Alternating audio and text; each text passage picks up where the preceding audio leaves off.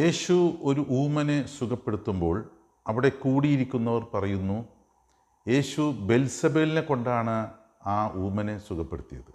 അപ്പോൾ ഈശോ പറഞ്ഞു, ഒരിക്കലും അത് സംഭവിക്കില്ല. കാരണം ഒരു പിശാചിനെ പുറത്താക്കാൻ സാധിക്കില്ല. കാരണം രണ്ടും തുല്യ ശക്തികളാണ്. പിശാചിനെ പുറത്താക്കുന്നത് ദൈവത്തിനെ കൊണ്ടേ സാധിക്കുള്ളൂ, പിശാചിനേക്കാൾ ശക്തനായ ദൈവം. അപ്പോൾ ഇവിടെ ഈശോ തെളിയിക്കുകയാണ് താൻ ദൈവമാണ്. ഈ ഈശോയാണ്, ദൈവമാണ് പിശാചിനെ പുറത്താക്കിയത്. ഇതിൽ നിന്ന് നമുക്ക് പഠിക്കാനുള്ളൊരു വലിയ പാഠമുണ്ട്. എന്താണത്? നമ്മൾ പല പ്രശ്നങ്ങളിലൊക്കെ പോയി ചാടുന്നു. നമ്മൾ തന്നെ ആലോചിച്ചൊക്കെ ചെയ്തതായിരിക്കാം, പക്ഷേ ചിലപ്പോൾ അത് തിരിച്ചടിയായി വരുമ്പോൾ ആ പ്രശ്നം പരിഹരിക്കാൻ നോക്കുന്നത് ആരാണ്?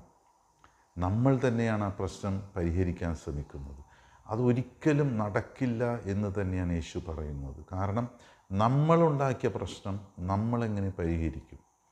അത് പരിഹരിക്കണമെങ്കിൽ ഈശോ നമ്മുടെ കൂടെ വേണം. അത് പരിഹരിക്കാൻ ശക്തനായവൻ, നമ്മളെക്കാൾ ശക്തനായവനെ നമ്മളുടെ കാര്യങ്ങൾ പരിഹരിക്കാൻ സാധിക്കുള്ളൂ. ഇപ്പോൾ നമ്മളൊരു ബിസിനസ് തുടങ്ങുന്നു, അവിടെ നമ്മൾക്കൊരു തിരിച്ചടി കിട്ടിയാൽ ചിലവരെന്താണ് ചെയ്യുന്നത്? വീണ്ടും കുറേ പൈസ മുടക്കി ആ ബിസിനസ് ശരിയാക്കാൻ ശ്രമിക്കുന്നു. അതൊരിക്കലും നടക്കില്ല. പൂർണ്ണമായി അത് ദൈവത്തിൽ നമ്മൾ സമർപ്പിക്കണം. പല വിവാഹമോചനങ്ങൾ നടക്കാൻ കാരണം എന്താണ്? എന്തെങ്കിലും ഒരു പ്രശ്നമുണ്ടാകുമ്പോൾ നമ്മൾ തന്നെ അത് പരിഹരിക്കാൻ ശ്രമിക്കുന്നു. അതല്ല ചെയ്യേണ്ടത്. നമ്മളെ കൂട്ടിയോജിപ്പിച്ച ദൈവമാണ്. ആ ദൈവത്തിന് തന്നെ നമ്മളത് സമർപ്പിക്കുക. ദൈവം അത് പരിഹരിക്കും. അതുപോലെ പല വഴക്കുകളൊക്കെ നമ്മുടെ ജീവിതത്തിലൊക്കെ ഉണ്ടാകുമ്പോൾ നമ്മൾ തന്നെയാണ് അത് പരിഹരിക്കാൻ ശ്രമിക്കുന്നത്. നമ്മളെങ്ങനെയാണ് പരിഹരിക്കുന്നത്? പോലീസ് സ്റ്റേഷനിൽ പോകുന്നു, കേസ് കൊടുക്കുന്നു, ഇതൊക്കെയാണ് നമ്മുടെ രീതി. പക്ഷെ ഒരിക്കലും അത് നടക്കില്ല.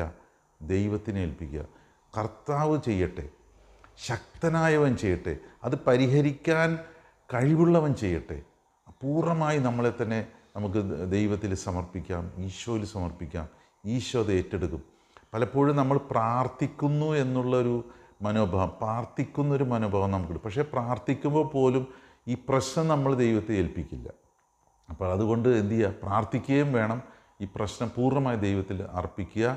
കർത്താവ് അതിന് പരിഹാരം നമുക്ക് ചെയ്തു തരും. എല്ലാവരും ദൈവം അനുഗ്രഹിക്കട്ടെ. ഹല്ലേലൂയ.